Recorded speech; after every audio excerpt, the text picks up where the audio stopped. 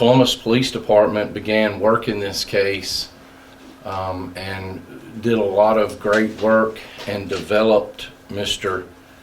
Jeremy Tremaine Williams as a suspect in the kidnapping of Kamarie. We had received information that Mr. Williams had lived in Phenix City at an address that was currently vacant. Agents went to that address, and it was at that time that we found the body of Kamarie Holland. She was deceased, and the manner of death at this time looks to be asphyxiation. It did appear from the scene that there was some sexual abuse. He was placed in custody and has been charged with capital murder in Alabama. The defendant in this case has been charged with a capital offense. Under Alabama law, that means that if he is convicted, he will be facing either life without parole or the death sentence. If the facts turn out to be as we are seeing them unfold, I have been speaking with Mr. Davis a lot on this case. This will be a case in which the death penalty will be sought if the facts continue to unfold as we're seeing them. I know a little bit about Mr. Williams.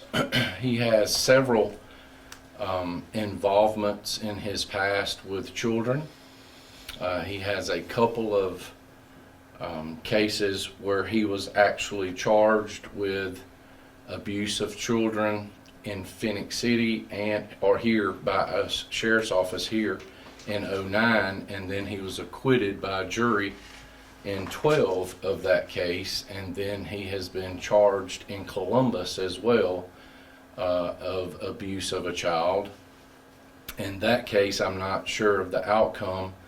And then we have information where he was a suspect in a 1-year-old death in Alaska, where he was a suspect but never charged because of not able to get enough evidence in that case. So I feel confident that we have the offender in custody, and that our work in this case and our autopsy at the state will produce enough evidence to get a conviction on Mr. Williams for the capital murder of Kamarie. This is an early on investigation. Obvious reasons we cannot disclose a lot of details about it, but the number one priority is getting closure for this baby who was taken away from us at this time of year. It started as a missing 5-year-old, and it's ended with the death of a 5-year-old and the sexual abuse of a 5-year-old. And I think every person from CPD that first took the report to the investigators that I had here last night will never forget this case, ever.